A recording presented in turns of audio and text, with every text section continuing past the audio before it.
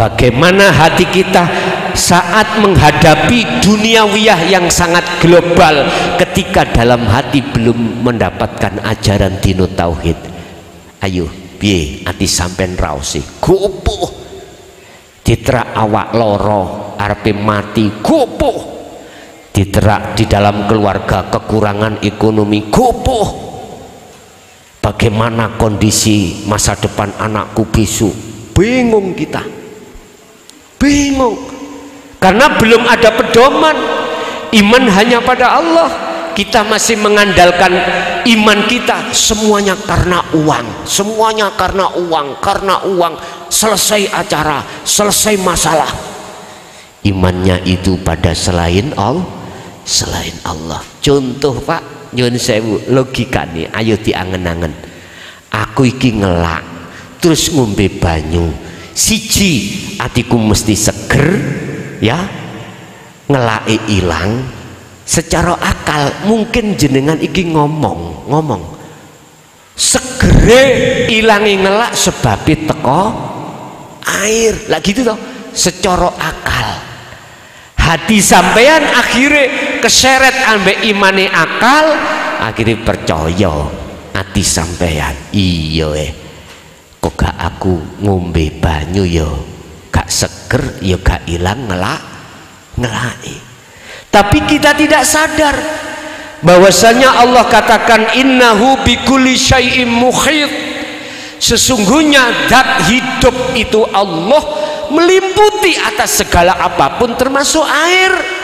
Jikalau di dalam air dan di luar air tidak ada Allah, gak mungkin air itu bisa mendatangkan seger. Itu yang tidak kita sadari karena kita memang imannya belum ada di situ. Akhirnya gopoh kita itu kalau nggak teko segeri teko banyu. Lah niki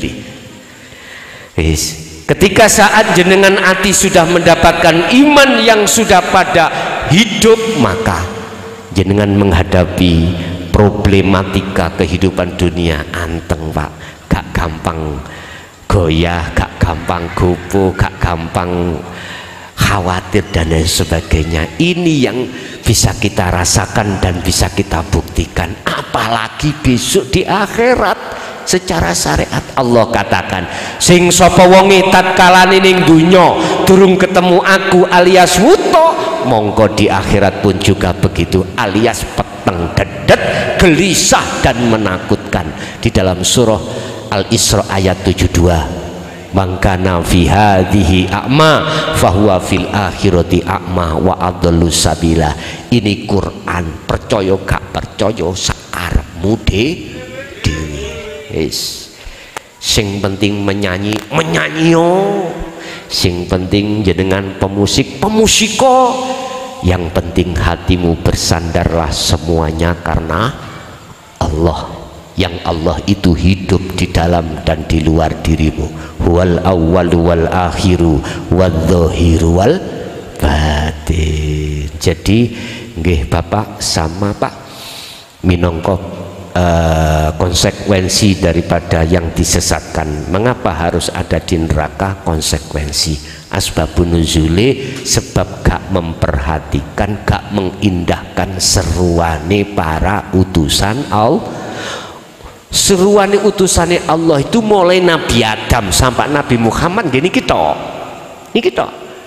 cuman syariatnya sing beda. Arahkanlah hatimu hanya pada hidup, tinggalkanlah wajtanibu tauhid, iman yang selain Allah yaitu makhluk duniawiyah ini mulai dulu sampai sekarang gitu sama. Makanya mengapa gak berani mengatakan di tengah umum sing seperti ini, takut disesatkan, padahal inilah kebenaran. Satu saja contoh, sholatmu tatkala belum masuk dalam didikan ini telek aneh isok khusyuk, nggak bisa. Walaupun kita itu disebut orang alim sekalipun, pondok ribuan bahkan miliatan santri ini ketune wis gak ngene maneh, ngene barang wis tak gak isok kongkon sholat khusyuk karena tidak bisa bertemu Allah, terhalang oleh barzah. Ya ini terhalang, ini keakuan diri kita yang melakukan ini. Pun Bapak Ibu ada lagi, monggo monggo, ini ada lagi. Besok itu saya nggak kerjolos pokoknya. Iya, makasih Gus. Pertanyaan saya satu Gus, ada orang yang pernah melakukan pesugihan dan dia mungkin akhirnya setelah keluarganya habis dia pengen bertobat. Apakah dengan sirul asror bisa memutus perjanjian dengan yang seperti itu Gus? Terima kasih. Assalamualaikum warahmatullahi wabarakatuh. Kul in kuntum tuhibbunallaha fattabi'uni yuhibbukumullah wa yaghfir lakum dzunubakum wallahu ghafurur rahim. Selagi masih ada kesempatan umur kita di dunia ini, pasti Allah mengampuni dan memutuskan yang katanya pesugihan iku engko ana karmane nang anak. Lah gitu toh, akan putus dengan cara jenengan iku mengikuti Rasulullah. Piye? Katakan Muhammad, jikalau umatmu ingin betul-betul dosanya diampuni, cintanya kepada tauhid, kepada selain Allah ikut diampuni, dan cintanya akan diterima oleh Allah, kata Rasul, fattabi'uni, ikuti aku. Ngikuti Rasulullah sing bagaimana? Ini loh Pak, ruhaniyah jenengan masuk pada dinul haq. Kuncinya ada sirul asror. Jikalau Anda melakukan ini, maka terputuslah hubungan Anda dengan khotam-khotam yang ada di situ. Wa yaghfir lakum dzunubakum. Ini Quran. Dan diampuni semua kesalahan-kesalahanmu.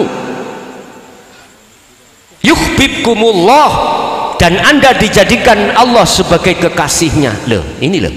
Sebab apa? Sebab Anda telah melepaskan cinta rohaniyahmu terhadap tauhid tadi.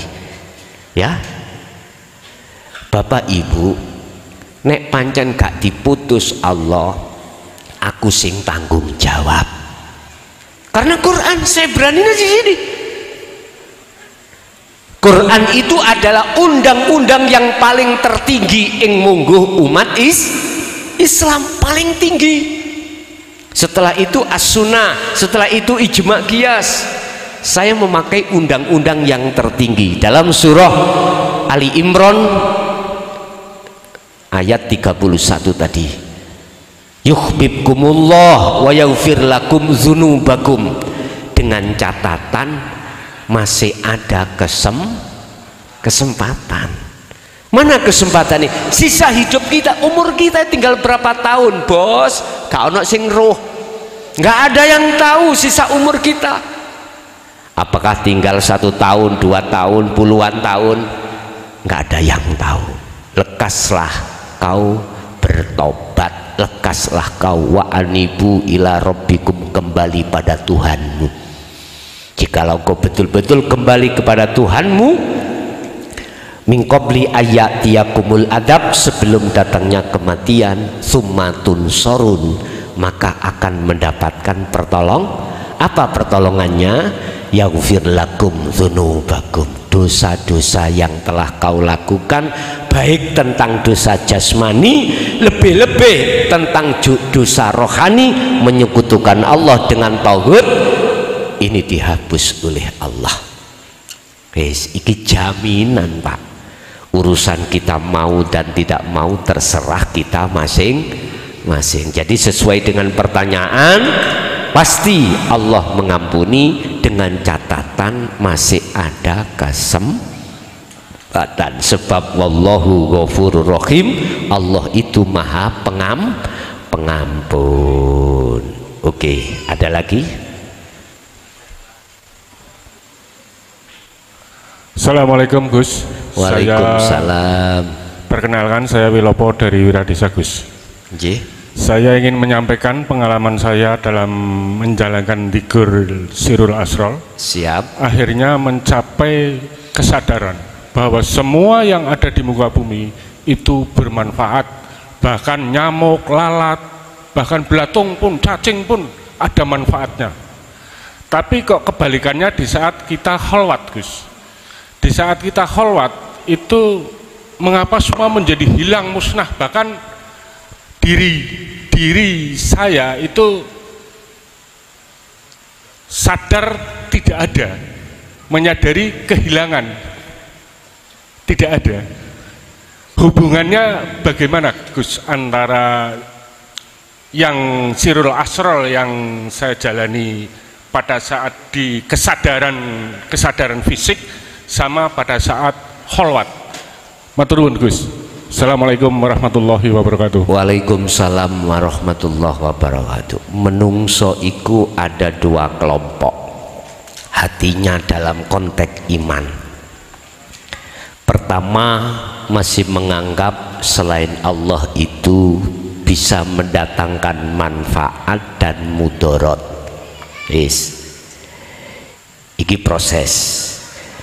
Manusia yang pertama, hatinya itu ada iman bahwasanya selain hidup, kalau saya menyebut hidup itu bukan sifat loh ya, menyebut Allah bukan nama, tapi sesuatu yang maha-maha, yang laisa kamislihi syai'un.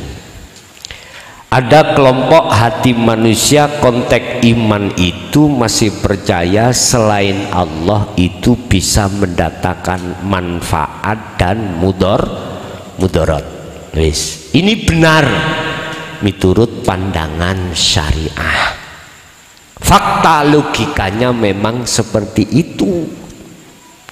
Allah menciptakan segala hal apapun pasti ada satu sisi unsur negatif, juga sisi unsur positif.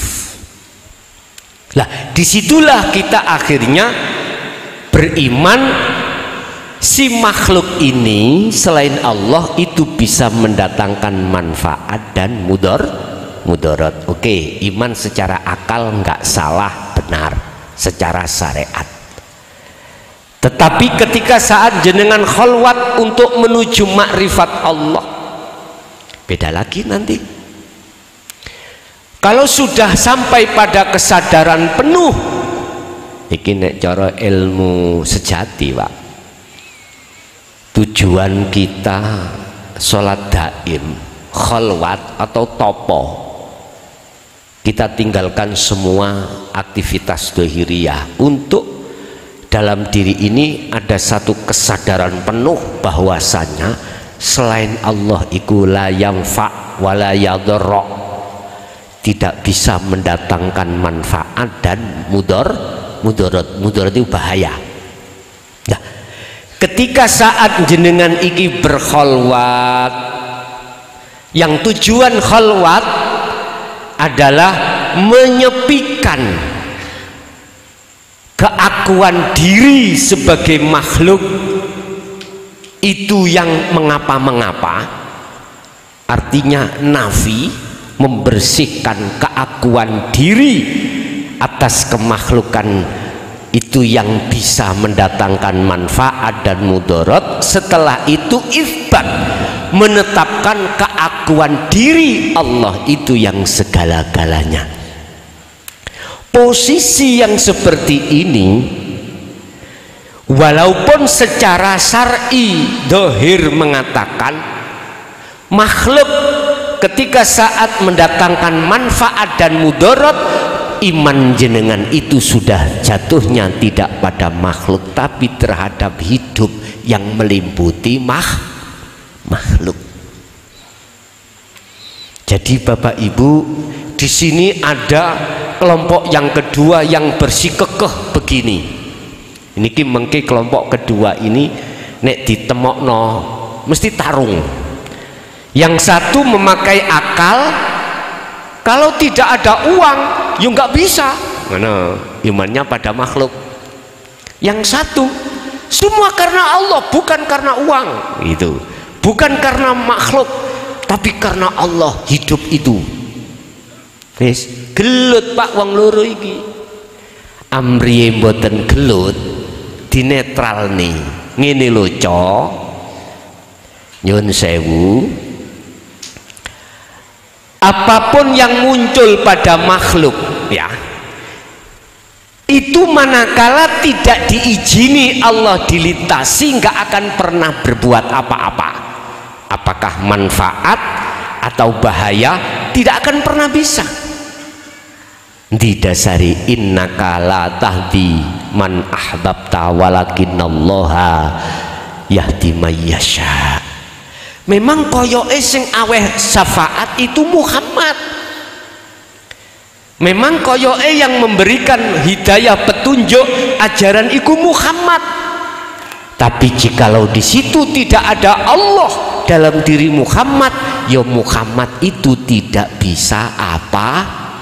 Ya seperti patung ngadeg niki lho, Pak. Nggak bisa bergerak apapun, nggak bisa. Isoi bergerak, ada yang menggerakkan, baru netral Pak. Nek wonten mriki netral. Nah, diin itu duduknya di sini. Jadi merukunkan golongan kiri dan golongan kanan. Jadi memang begitu Pak faktanya. Ketika kita kholwat, kesadaran penuh, di situ iman hanya pada keakuan Allah atas segala-galanya. Cuman biar netral, yaitu tadi wis Allahnya yang aweh dilewatkan si A, si B, si C, begitu.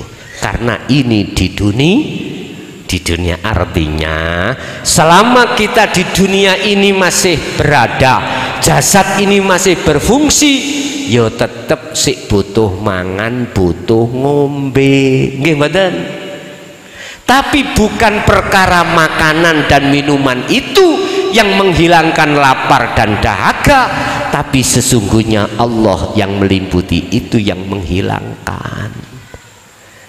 Kalau bahasa sederhana Allah, tapi ojo di iman lho ya, Allah menyandarkan terhadap, memacaskan terhadap makanan dan minuman, akhirnya lapar, rasa dahaga itu hilang. Paham nggih? Iman sampean cukup di dalam hati hanya karena hidup itu. Jadi dua kelompok ini akan tarung manakala bersikukuh masing-masing. Kelompok kiri itu benar menurut kacamata syariat, kelompok kanan benar menurut kacamata hakikat. Biar netral, wong loro iki ada di tengah-tengah. Bentuknya itu tadi innaka la tahdi may yasha. Bapak Ibu, koyok-koyok Muhammad iku dijadikan lintasan hidayah, petunjuk, syafaat terhadap umat. Tapi sejatinya yang memiliki syafaat itu hanyalah Allah. Surat Az-Zumar ayat 44. Kul, katakan Muhammad kebenaran ini.